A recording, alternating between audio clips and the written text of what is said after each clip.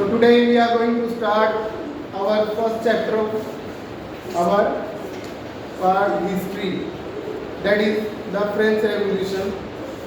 जो फ्रांसीसी क्रांति है उसके बारे में हमारा फर्स्ट चैप्टर है हिस्ट्री का, इतिहास का, वो आज हम स्टार्ट करेंगे। जो फ्रेंच रेवोल्यूशन थी वो 1789 में फ्रांस के अंदर हुई एक बहुत बड़ी क्रांति थी, जिसका आधार क्या था, बेस क्या था कि वो चाहते थे कि जो नेशनलिज्म है या राष्ट्रवाद है उसका उदय हो और जो राजतंत्र है उसकी समाप्ति हो जाए। ठीक है, जो क्या थे, मोनार्क का क्या चाहते थे, इसको खत्म करना चाहते थे। ठीक है, और क्या चाहते थे, डेमोक्रेटिक कंट्री, डेमोक्रेटिक कंट्री बनाना चाहते थे अपने राष्ट्र को, अपने देश को। ठीक है, अब जब क्रांति हुई उस टाइम पे क्या था, जो फ्रांसीसी समाज था, सोसाइटी थी, वो 3 भागों में जो बटी हुई थी।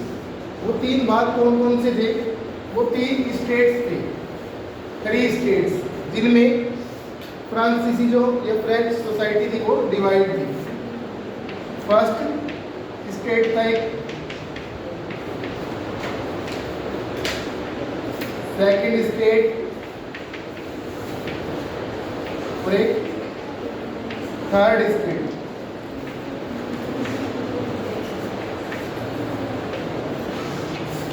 अब बात आती है कि फर्स्ट स्टेट जो था उसमें किसको काउंट करते थे, यानी कि किस तरह के लोग थे जो फर्स्ट स्टेट में सबसे ऊपर जो काउंट होते थे।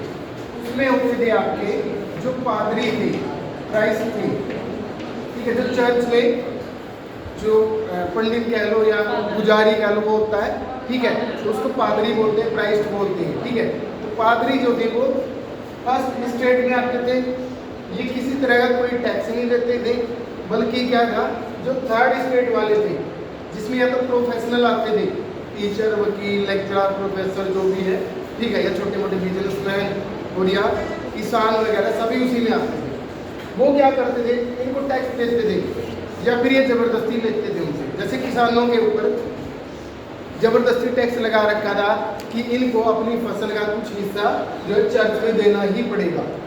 ठीक है, चाहे वो आस्तिक हो या नास्तिक हो। आस्तिक और नास्तिक तो समझते होंगे, मतलब चाहे वो भगवान को, गॉड को मानते हो या चर्च में जाते हो नहीं जाते हो, कोई मतलब नहीं। दूसरे सेकंड में कुलीन वर्ग था। कुलीन वर्ग कौन सा है, जो जैसे कि राजा के समीप जो लोग थे, ठीक है, उसके सगे संबंधी थे या बहुत ही ज़्यादा धनाढ्य या फिर अमीर जो लोग थे, वो किस में आते थे, कुलीन वर्ग में आते थे। बाकी थर्ड का मैंने भी बताया कि इसमें प्रोफेशनल आते थे। ठीक है, जिसमें कि किसान भी थे, लेक्चरर भी थे, टीचर भी थे या वकील भी थे, ये सारे लॉयर्स वगैरह, ये सब किसमें आते थे, थर्ड स्टेट में आते थे।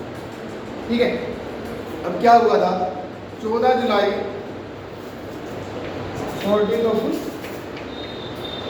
जुलाई 1789 में क्या हुआ, लगभग 7000 लोग थे, 7000 people.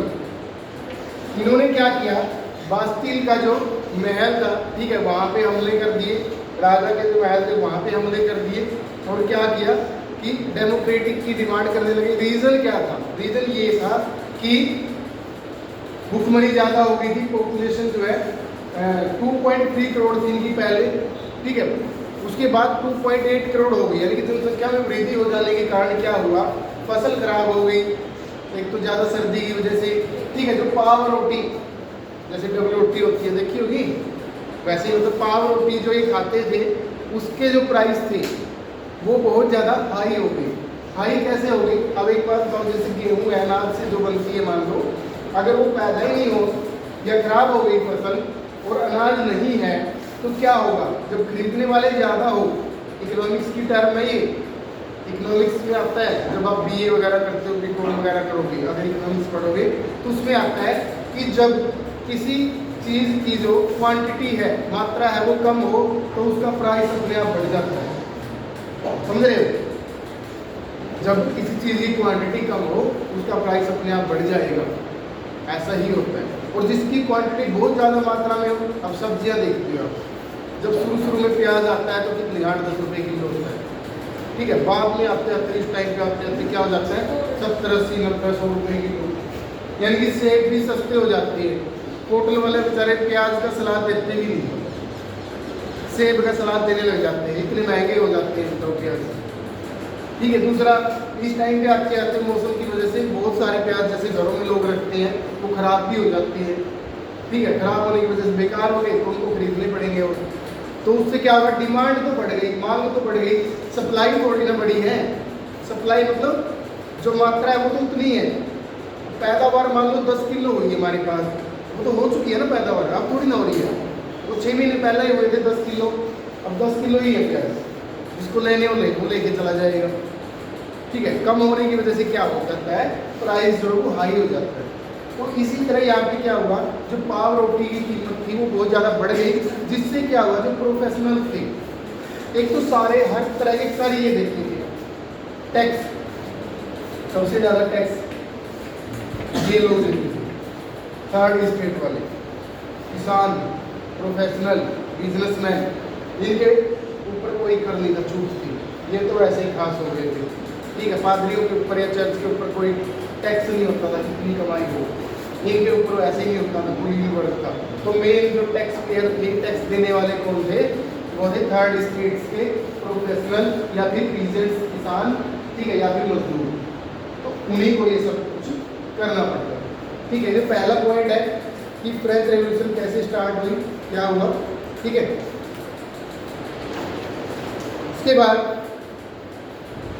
French society during the late 18th century, ये कवर हो गया। सोसाइटीज, ये हमारी सोसाइटीज का हिस्सा था, ये 3 पार्ट में डिवाइड थी सोसाइटी, जो कि पहले ही बताया है, ठीक है। 3 पार्ट में डिवाइड थी सोसाइटी, और ये तीनों पार्ट इनको बता दिया कि ये टैक्स नहीं देते थे, ये नहीं देते थे, ये देते, ठीक है। इसमें देखो एक और बात है, इसमें वो लोग थे कुलीन वर्ग में जिनके पास बहुत ज़्यादा मात्रा में क्या थी, जमीन भी थी, और यहाँ के जो किसान थे थर्ड स्टेट वाले, वो यहाँ पे इनके पास काम करते थे, ठीक है, नौकर बन के, दास बन के, गुलाम बने, कुछ भी कह लो, तो वही काम करते थे। इन्हीं के पास ज़्यादा ज़मीन थी, जो मेन जो काम करने वाले थे उनके पास ज़मीन थी ही नहीं, ठीक है। 10th में किससे रिलेटेड पढ़ोगे आप। एक ही टैक्स है, एक तो टाइप्स है, ठीक है, ये किसानों के ऊपर लगने वाला टैक्स था, ठीक है, टाइप्स। और एक टाइप जो है ये indirect tax, sorry direct tax था, जिसको टाइल बोलते थे, और कुछ इनडायरेक्ट टैक्स थे। इनडायरेक्ट टैक्स का मतलब क्या होता है, डायरेक्ट नहीं लगाते किसी को, जैसे मान लो कोई आप चीज़ खरीदने गए, सामान खरीदने गए, उसके ऊपर जो टैक्स है, ठीक है, वो साथ में उसके रेट के साथ लग के आएगा, ठीक है, वो डायरेक्ट टैक्स नहीं हुआ, इनडायरेक्ट टैक्स होता है वो। और डायरेक्ट टैक्स कौन सा आता है, जैसे आपका इनकम टैक्स, मतलब आप खुद पे करोगे, आपको पता है कि हाँ मेरी इनकम इतनी थी और मेरा इनकम टैक्स इतना हो गया, तो इतना मैं टैक्स पे कर रहा हूँ, टैक्स भर रहा हूँ, ठीक है।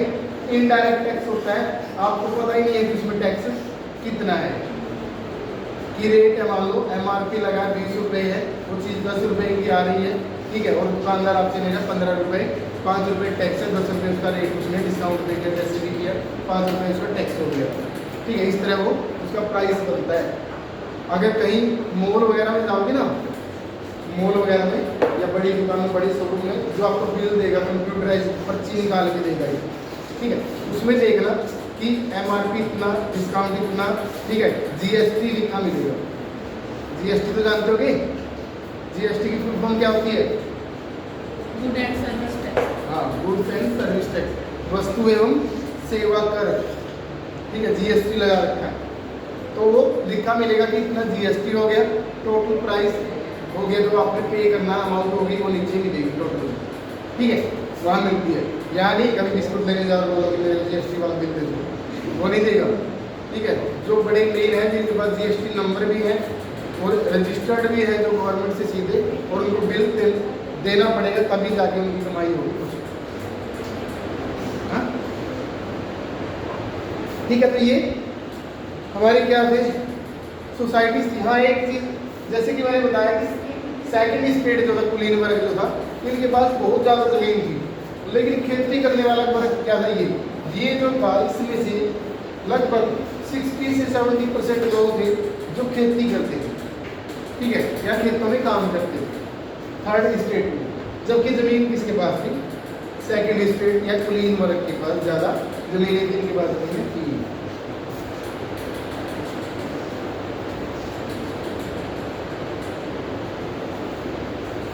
आगे पॉइंट 1.1 देखो आगे, द स्ट्रगल टू सर्वाइव। अब इसमें क्या किया है, इसमें वही बात आ गई, स्ट्रगल टू सर्वाइव, यानी कि जीने के लिए संघर्ष करना पड़ रहा है। अभी बताया था कि 1789 में, सॉरी हाँ 1789 में जो कि पॉपुलेशन थी 2.8 करोड़ हो गई थी आपकी, ठीक है, और पहले कितनी थी 2.3, ठीक है।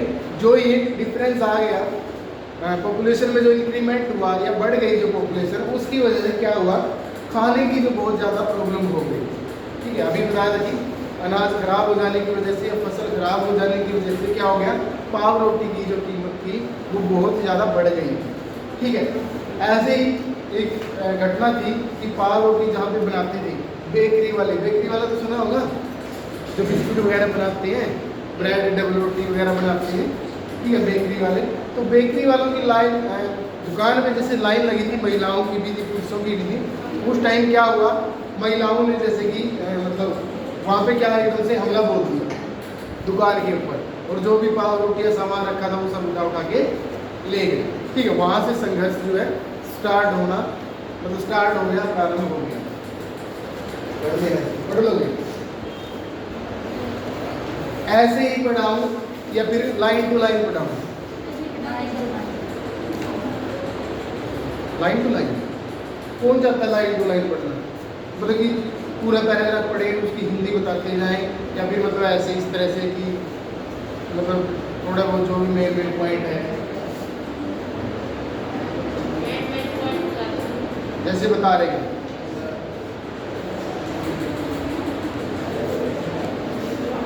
चलो आगे है पॉइंट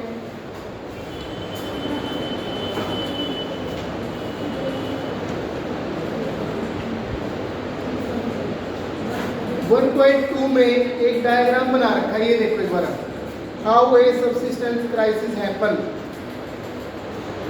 जो लगातार जो भी घटनाएं घट रही थी, कारण क्या था, इसका कारण बता रखा है, बैड हार्वेस्ट, यानी कि फसल खराब हो गई, पहले बॉक्स में लिखा है, ठीक है। आगे सिचुएशन बढ़ती गई, आगे देखो क्या आ गया, the poorest can no longer buy bread, bread मतलब रोटी या पाव रोटी, ठीक है। जो गरीब थे वो क्या थे, मतलब रोटी खरीदने के भी पैसे नहीं थे उनके पास, ठीक है। और ये डायग्राम है, इसको अच्छे से देख लेना, ठीक है। आगे लिख